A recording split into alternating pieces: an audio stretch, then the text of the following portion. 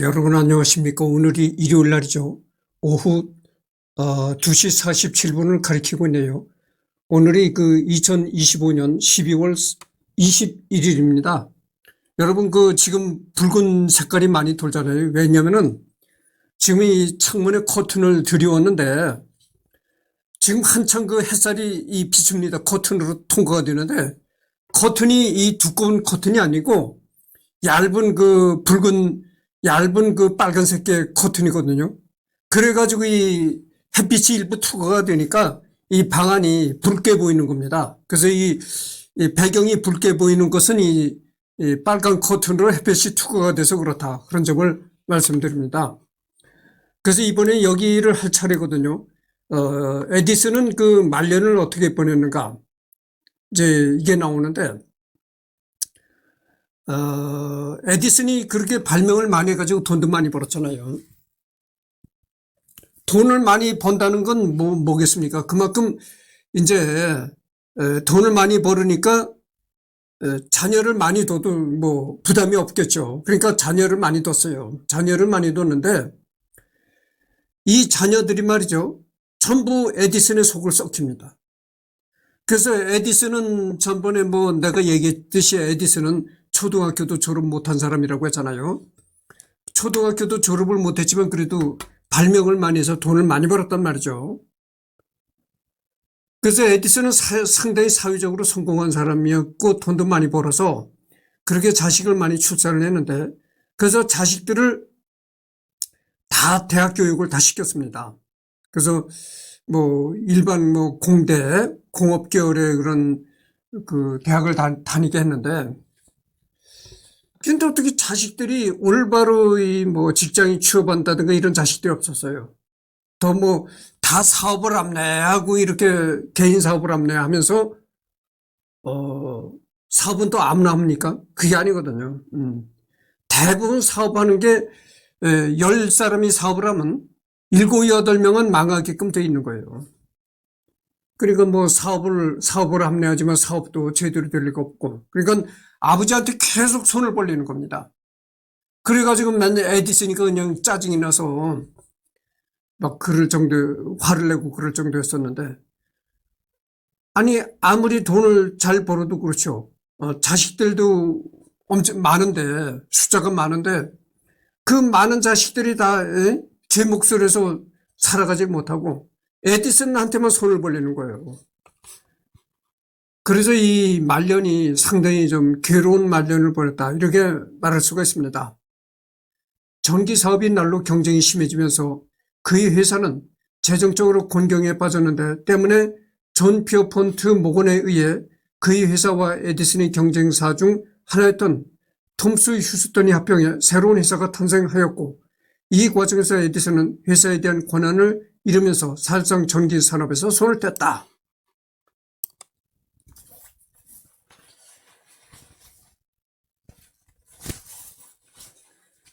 그렇잖아요. 여러분들 그렇잖아요. 어떤 사업을 했는데 주변 사람들이 보기에 그 사업을 괜찮게 해나가더라. 이렇게 생각이 들면은 너도 나도 그 사업에 달라붙는 거예요. 응? 그래가지고 다 이제, 나도 망하고 너도 망하고 우리 다 같이 망하자. 이런 꼴이 된 거죠. 그래서 에디슨이 차린 회사가 이제 돈을 잘 번다 어쩐다 이러니까 너도 나도 이제 전기 관련 회사들이 우후죽순처럼 생겨나는 거예요. 그러니까 경쟁이 치열하다 보니까 이 에디슨 회사도 결국에는 문을 닫고 말았다 이런 얘기죠. 그 밖에도 탄광업 및 시멘트 업체를 운영하기도 했는데 죄다 말아먹었는데 경영인으로서 자질은 최악이었다. 그나마 친구이던 헨리 포드가 경제적 지원을 두둑이 해줘 그렇게 어렵지 않았다. 그래서 나중에는 처음에는 에디슨이 차린 회사들이 승승장구했는데 나중에는 다 말아먹었다는 겁니다. 그러게 너도 나도 서로 경쟁이 치열해지고 하다 보니까 다 말아먹고 참 에디슨이 최악의 상태에 다다랐을 때인데도 평소에 친하게 지내던 친구가 헨리 포드라는 친구가 에디슨한테 경제적 지원을 많이 해줬다 이런 얘기입니다. 그래서 친한 친구였던 헨리 포드한테 경제적 지원을 많이 받아가지고 살아가는 데는 그렇게 어려움이 없었다 이런 얘기입니다.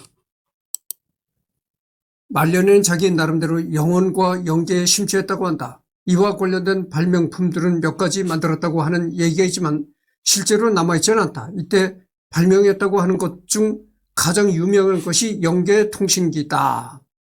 이게 참 재미난데요. 여러분들 에디슨이 발명왕이잖아요.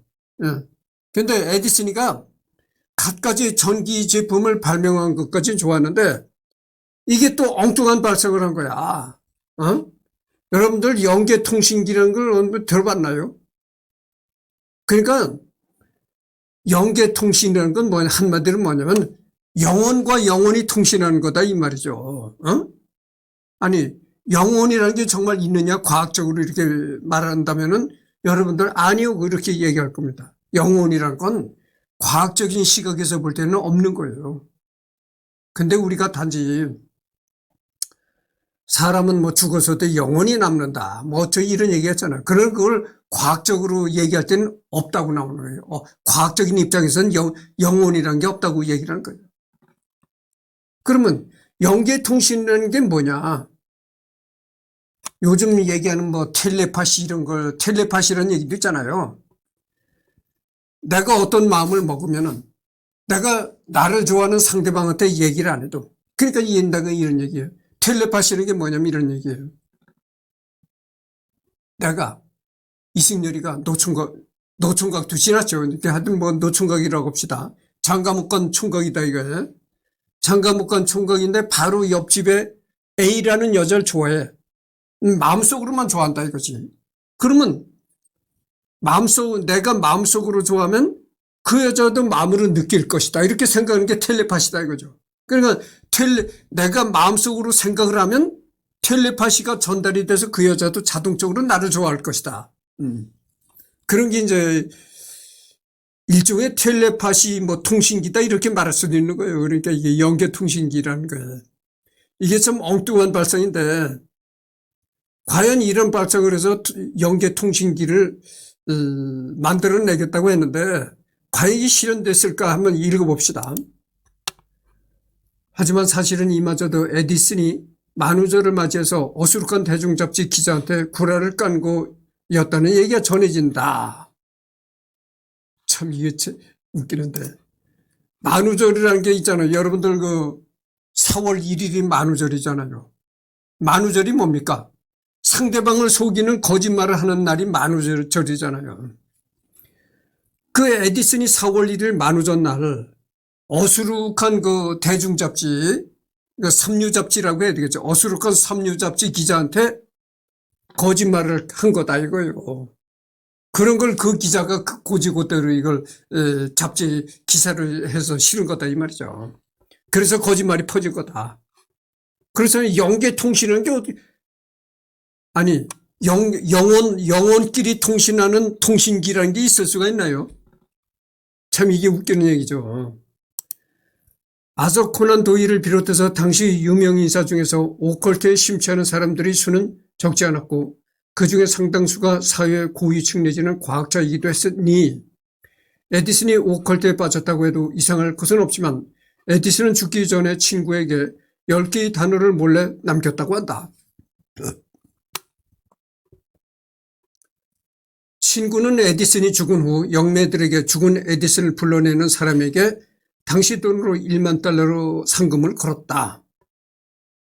하지만 이후 40년간 누구도 에디슨이 남긴 10개의 단어 중 한 개도 맞히지 못했다고 한다. 이걸 보면 에디슨 본인이 사후 세계와 영매를 믿었던 것 같지는 않다. 이런 얘기입니다.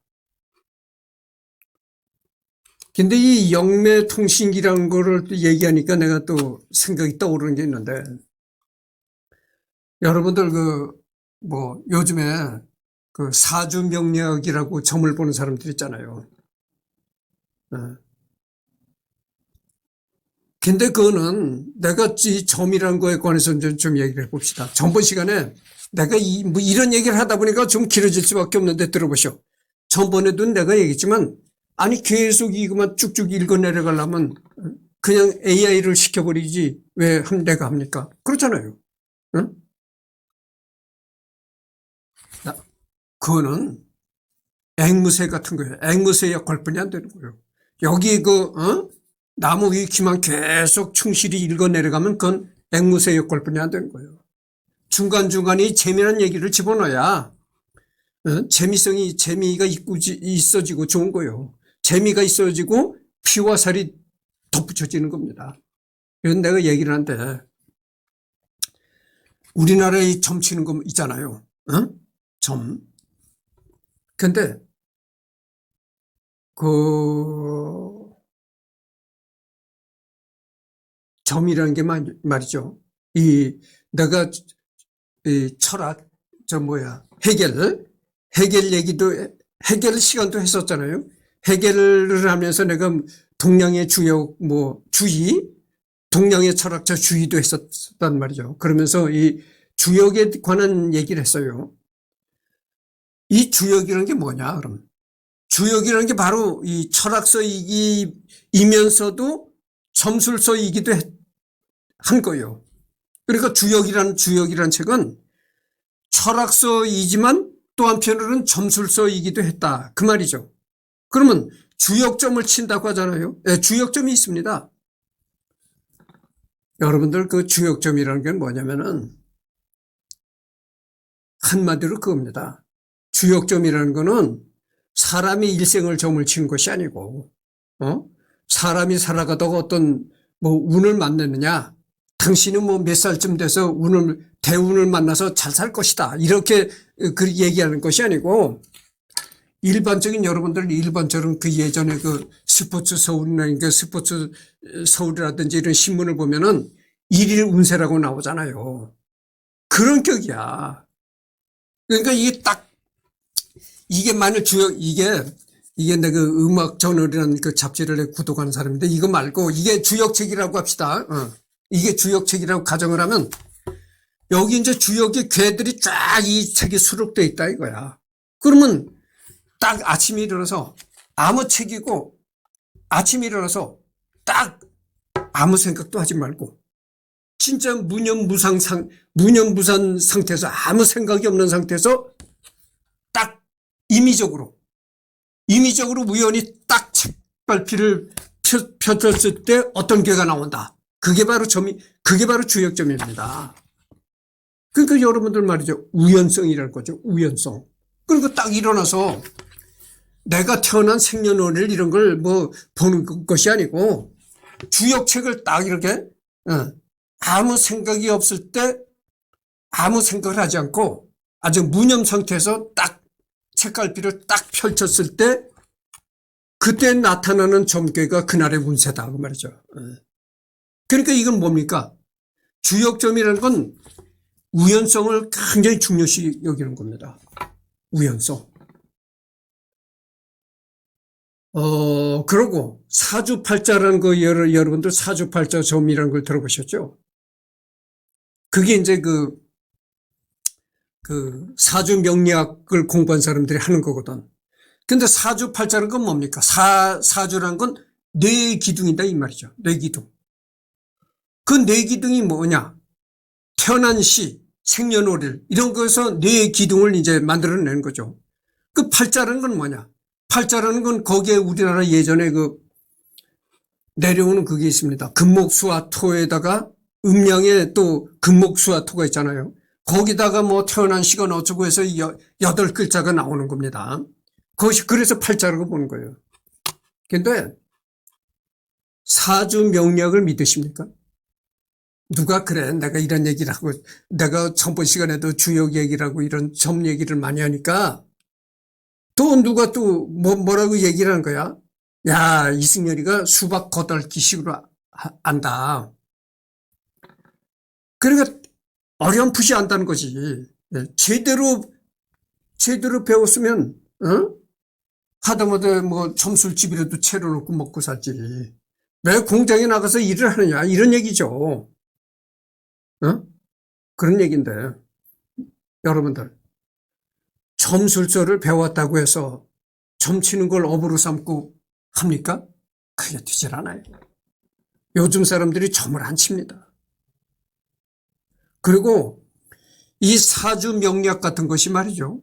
그게 맞질 않아요. 사주 명리학이 생긴 지가 얼마나 오래전에 사주 명리학이 생긴 건 줄 아십니까? 그런 걸 가지고 현대에 와서 그걸 가지고 또 점을 친다는 게 그게 있을 수가 없는 거예요. 그리고 여러분들 태어난 날짜와 태어난 시간이 똑같은 쌍둥이라고 하더라도 똑같은 한날 한시에 태어난 쌍둥이도 서로 다른 인생을 사는 겁니다. 쌍둥이 하나는 정말 잘 나가는 사업가로 성공을 해서 돈을 많이 벌고 행복하게 사는데 똑같은 시간에 태어난 쌍둥이 하나는 또 가난하게 살더라 이런 얘기예요. 사주명리학이 틀린다는 얘기죠. 그러고 사주명리학이 또 틀린다는 점이 뭐냐면은 여러분들 그거예요. 사주명리학에서는 방금 전에 내가 얘기를 했잖아요. 태어난 시간을 굉장히 중요시 여긴다고 했잖아요. 태어난 시간. 태어난 시간을 굉장히 중요시 여기고 그 다음에 또 중요시 여기는 게 뭐냐면은 언제 태어났냐 날짜. 그리고 그 다음에 맨 나중에 보는 것이 이제 어떤 해에 태어났냐 그거거든. 그래서 제일 중요한 것이 어느 시간에 태어났느냐. 요 시간 개념, 태어난 시간 개념을 굉장히 중요시 여긴다고죠. 근데 예전에는 태어나는 시간을 조작할 수가 없었어요. 그렇잖아요, 여러분들. 아니, 내가 예를 들어서 내가 엄마 뱃속에서 내가 오후 1시에 태어나고 싶다 해가지고 내가 오후 1시에 태어나겠어요. 그게 안 되잖아요. 정말 태어나는 시간은 하나님이 섭리할 수밖에 없는 거야. 예전에 그랬단 말이야. 근데 요즘에 어떻게 하죠? 태어난 시간까지도 조작해내는 거예요. 여러분들 병원에서 몇월 며칠 날 태어나게 해 주십시오. 의사한테 돈을 더 주고 해보셔. 그 시간에 태어나게 해줍니다. 제왕절개 해가지고 끄집어내는 거예요. 그럼 그 시간에 태어나는 건데. 최고 좋다는 사주 그 바로 시간에 인위적으로 태어나게 해주는 겁니다. 태어나는 시간까지도 조작을 하는데 그런 시대에 접어들었는데 뭘? 나는 이 점치는 걸 말이죠. 그래서 상당히 내가 이 어리석게 점을 치지 말라 이렇게 생각을 하는 사람이에요. 내가 얘기하는데. 그래서 나는 내가 아무리 훌륭하게 사주 명리학을 공부했다 하더라도 점치는 걸 업으로 삼지 않습니다. 아니 그냥 공장에 나가서 깨끗하게 내가 내 노동력으로 벌어먹고 살지. 괜히 어디 간판 벌고 간판 내걸고 점술집을 차려봐야 되지도 않고 내 양심상 허락하지 않는다 이런 얘기예요. 내 양심상 사주 명리학을 가지고 남의 그 팔자를 점쳐줄 그런 내 양심상 허락이 안 된다고요. 그래서 안 하는 겁니다. 근데도 이승열을 보고 저게 점 치는 걸 조금 배웠긴 배웠는데 어렴풋하게 배우고 수박 거달기 시게 그렇게 배워가지고 자세한 걸 모른다. 그래서 점을 못 치고 공장 생활만 한다 이렇게 하는 거예요. 여러분들 그렇게 점 치지 마십시오.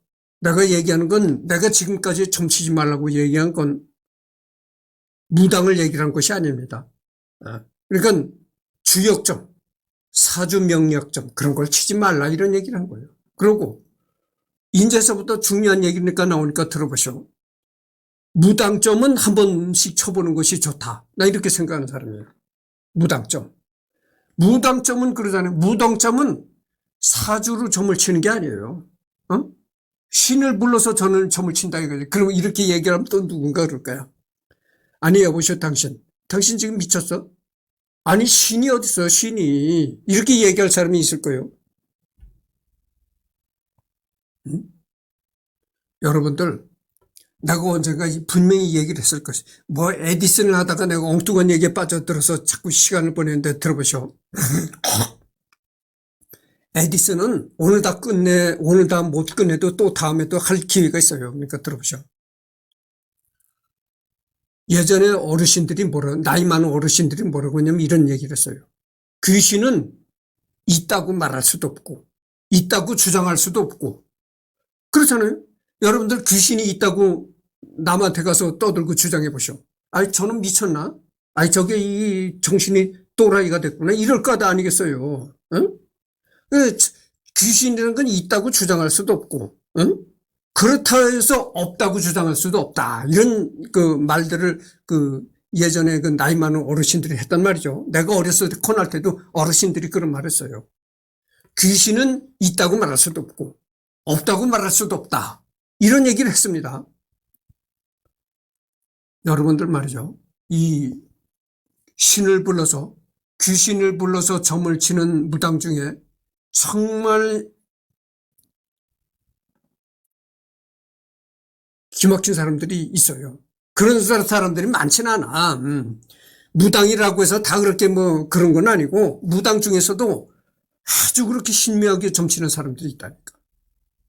그러니까 내가 얘기한 건 그거야. 내가 여태까지 얘기한 건 주역점이니 뭐 명리학점이니 사주팔자점이니 이런 걸 보지 말고 굳이 점을 보려면 무당점을 한 번씩 해봐라. 내가 이런 얘기를 하고 싶고요.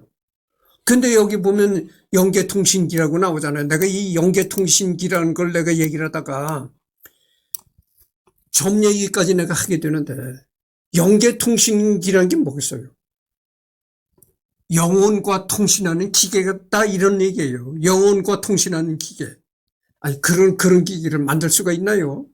예. 근데 내가 이걸 가만히 생각해 보니까, 영계통신기가 있더라니까. 그래서 내가 지금 이 점 얘기로 빠져드는 거예요.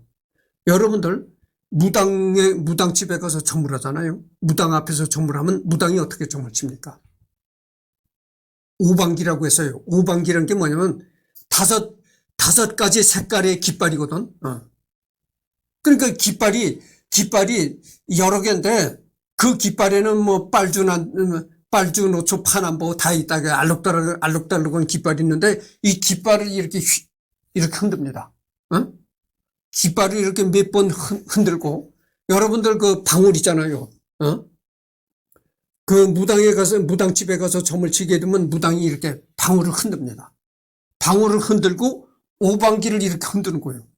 그게 이제 바로 그 신을 부르는 행위다고죠. 이렇게 방울을 흔들고 오방기를 흔들면 신이 온다. 이런 얘기죠. 신이 접선이 된다. 이런 얘기죠. 그게 뭡니까? 그게 바로 영계통신기다 이거죠. 그 무당이 흔드는 빨주노초 파는 뭐 5가지 색깔, 그다음에 무당이 흔드는 이 방울, 이게 바로 영계통신기다 이거죠. 귀신과 대화를 할 수 있는 그거다 이거죠. 통신기다 이거죠. 즉 말해서 그런 거다 이거죠. 근데 내가 이런 얘기 한다고 여러분들 또 오해하지 마시기 바랍니다. 내가 참 재미있는 얘기를 할 테니까 들어보셔. 내가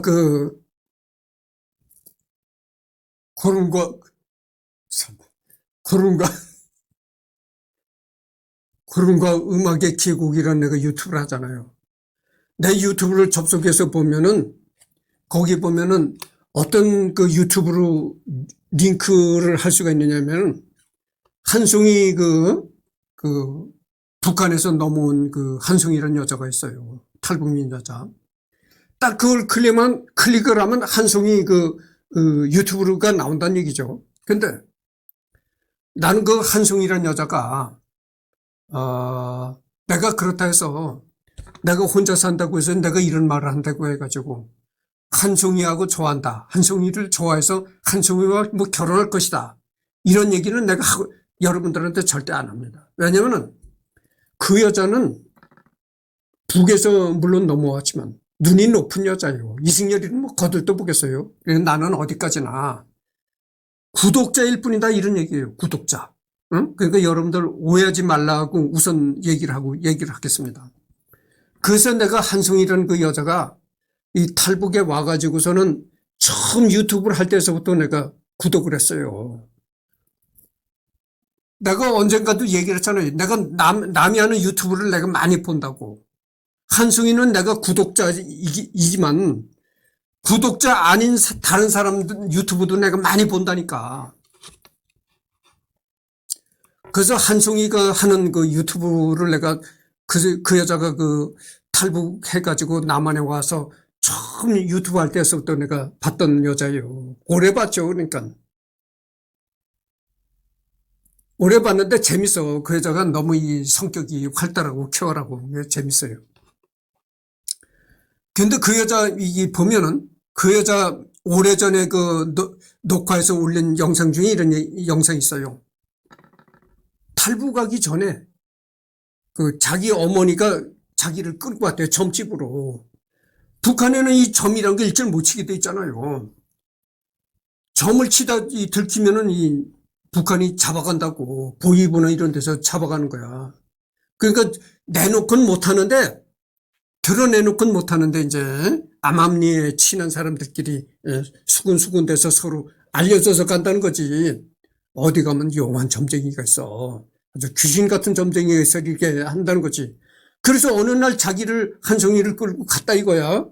가서 점을 치니까 이 점쟁이가 아니 이갓나 보게 대뜸거리더래. 아니 이갓나 보게 이갓나가 곧 여기를 떠나겠는데 다른 뭐 그래서 남조선으로 떠난다는 얘기는 못하고 아니 남조선으로 떠난다는 얘기를 입에 올렸다가 또 잡혀갈 우려성이 있으니까 아니 이 갓나가 이게 어디로 떠나겠는데 이러더라는 거야. 근데 떠나면 잘 되겠어 잘 풀리겠어 이러더라는 거야. 근데 그 점을 친지 그래서 그 점을 이제 치고 나서 자기 어머니가 욕을 했다는 거야. 아니 그놈의 점쟁이가 잘 맞춘다고 해서 갔더니 엉뚱한 소리 하더라. 네가 어딜 가니? 그러는 거예요. 응? 아니 네가 가기는 어딜 가니? 근데 그래서 그 자기 어머니가 그 점쟁이 욕까지 했다는 거야. 못 맞히는 놈이 그렇게 점을 쳤다고. 근데 그 점을 치고 나서 딱 열흘 만에 자기가 북한 땅을 떠나게 됐다는 거예요. 근데 이 한송이 얘기뿐만이 아니고 내가 북한 탈북민 여자들도 내가 아니 내가 혼자 사는 총각놈이니까 내가 뭐요 남성이잖아. 남성은 항시 뭐 결혼하고 안 하고 그걸 떠나서 남성이라는 존재는 언제든지 여자들한테 관심 많은 거야. 그래서 그 탈북민들의 이 한송이뿐만이 아니고 여느 여자들도 이 유튜브 하는 걸 내가 많이 봤거든. 근데 다른 여자들도 그 북한에서 이 점을 친 그런 게 있거든. 근데 그 여자들이 하나같이 말하는 게 뭐냐면은 북한 점쟁이들이 그렇게 기막히다는 거예요. 그래서 내가 그걸 듣고 야, 이 남한의 이 무당들은 아무것도 아니로구나 이런 생각을 했어요.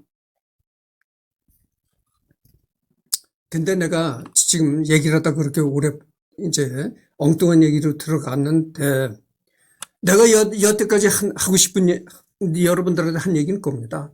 뭐냐면은 주역점이나 사주 팔자 보는 점은 치지 말라. 주역점이나 사주 명리학점은 치지 말고 굳이 점을 치고 싶다 이런 생각이 들면 무당한테 가봐라. 이런 얘기를 내가 지금 하고 싶은 거예요. 어?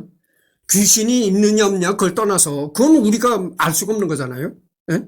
아니 진짜 뭐 귀신이 있는지 없는지 그걸 알겠어요. 모르는 거죠. 그렇지만 무당점이라는 거는 뭐 사주 명력 가지고 치는 점도 아니고 주역을 가지고 치는 점도 아니야.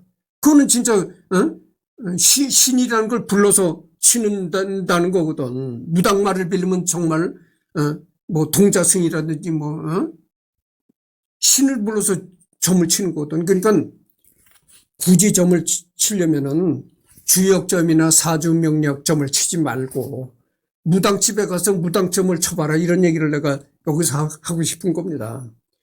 제가 여태까지 이게 에디슨 얘기를 하다가 이제 영계통신기까지 하다가 내가 이런 얘기로 빠져드는 거야. 응? 또 되풀이 됩니다만은, 아니, 영혼끼리 이렇게 통신할 수 있는 기계가 있나요? 응? 아니, 그런 기계가 있다면 정말, 아니, 그런 기계를 만들어냈다면 정말 세계적인 갑부가 난 되리라고 봅니다. 응? 아니, 에디슨 아니라 에디슨 할아버지라 하더라도 영계통신기라는 건 만들어낼 수가 없는 거죠. 그렇잖아요. 아니, 영혼끼리 통신할 수 있다는 영혼통신기가 어떻게 나올 수가 있나요? 말이 안 되는 얘기지. 그렇지만 또 다른 차원에서 생각한다면 이 무당집에서 무당이 흔드는 오방기, 빨주노초 파나보, 이 방울 흔드는 거. 그게 어떻게 생각하면 그게 다른 차원에서 영계통신기라고 할 수도 있다 이런 얘기입니다.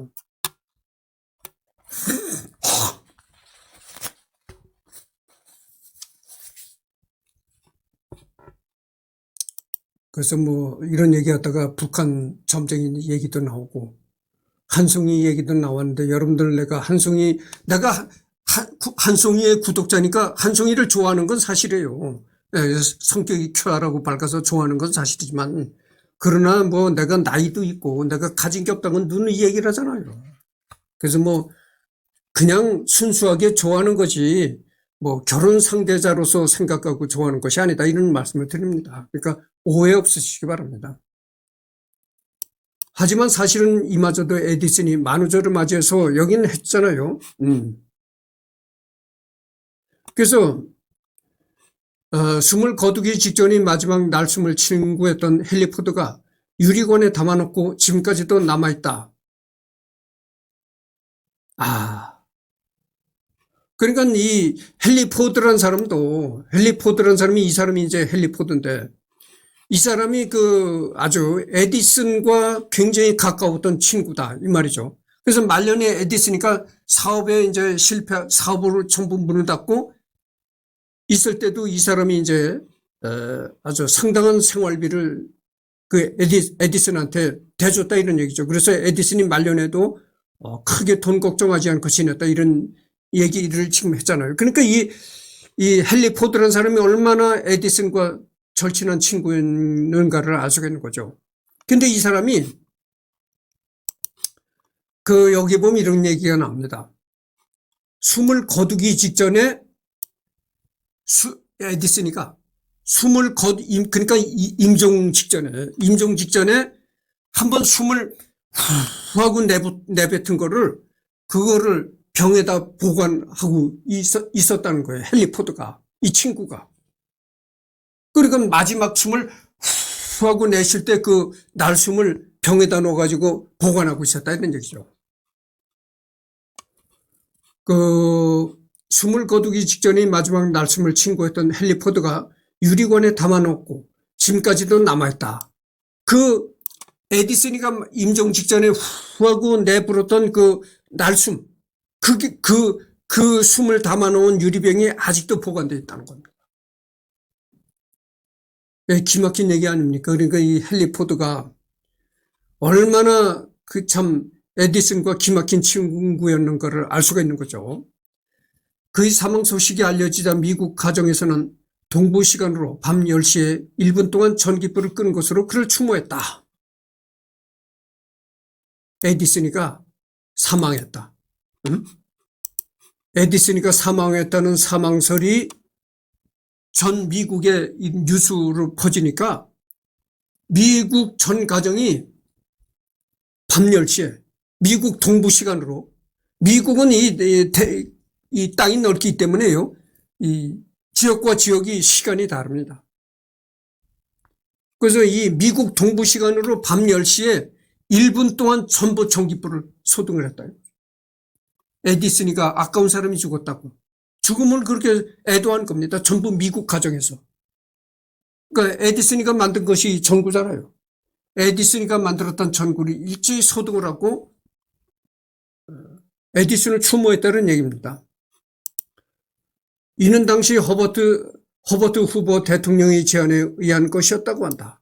이때 에디슨이가 이렇게 죽었을 때 그때 당시에 미국 대통령이 허버트 후보라는 사람이었다. 허버트 후보가 그런 얘기를 했다는 겁니다. 전 국민한테 다 말했다는 거예요. 에디슨이가 이제 세상을 떠났다.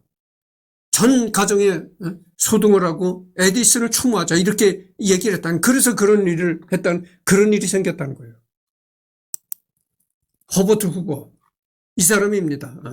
이 사람이 그 에디슨이가 사망할 당시에 대통령을 지낸 사람입니다.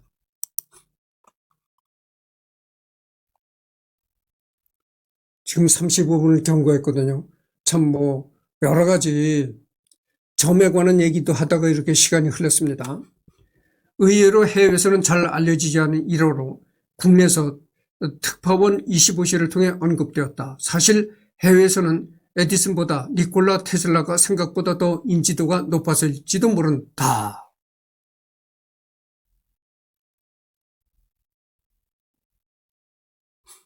그도 그럴 것이 수업 시간에 집중도 하지 않은 담임의 말도 전혀 듣지 않고 고개를 숙인 채로 그림만 그렸고 반에서 가뜩이나 공부도 못한 애가 하루 종일 귀찮게 이것저것 물어보는 통에 아무리 제 정신이 바뀐 교사로도 상당히 성가하셨을 것이다.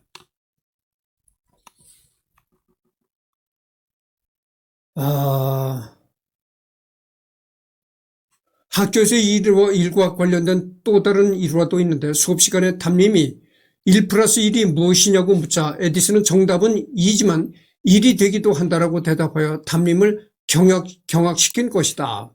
그러니까 학교 다닐 때 담임 선생님이 에디슨한테 물었다는 거예요. 얘 너 1 더하기 1은 얼마가 나오느냐.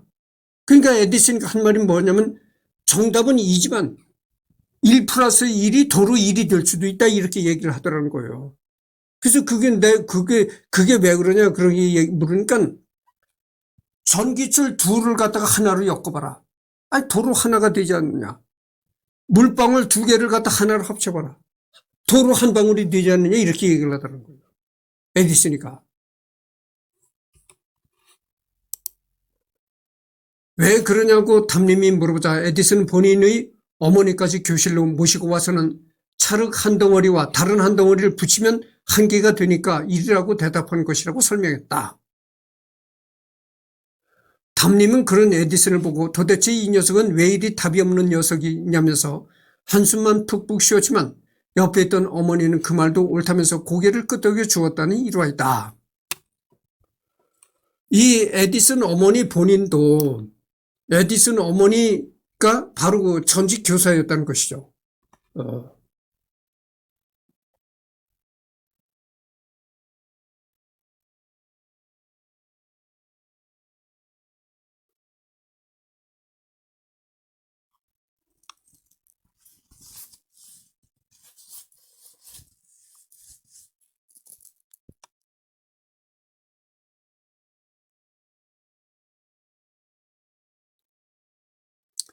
근데 여기 이런 얘기는 지금 저 36분을 경과했습니다. 사실 진짜 발명가는 에디슨 회사의 직원이었던 윌리엄 딕스였다고 한다. 하지만 고용주였던 에디슨의 이름으로 특허가 등록되었다. 그리고 상업성이 없다고 판단하여 연구를 금했다가 최초의 영화 타이틀을 뺏기자 딕스는 결국 에디슨과 결별했다. 뭐 이런 얘기가 나왔고.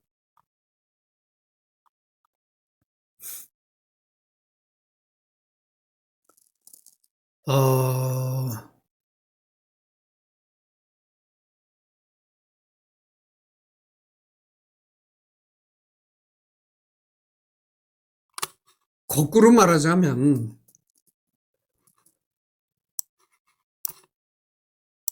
말하자면 이론과 공식으로 간단히 알 수 있는 것을 몰라서 필요도 없는 실험을 반복했던 말도 된다. 이는 과학적 이론과 공식에 능통했던 테슬라와의 커다란 차이점 중 하나다.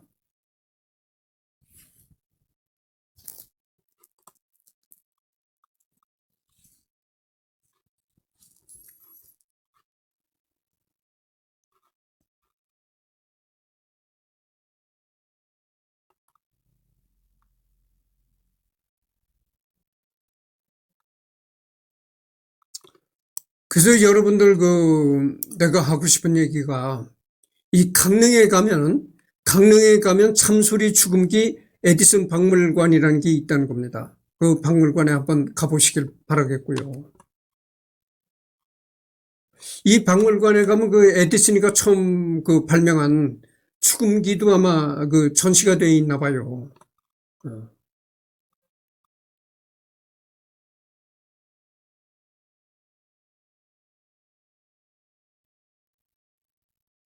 그래서 지금 40분 시간이 다 됐습니다.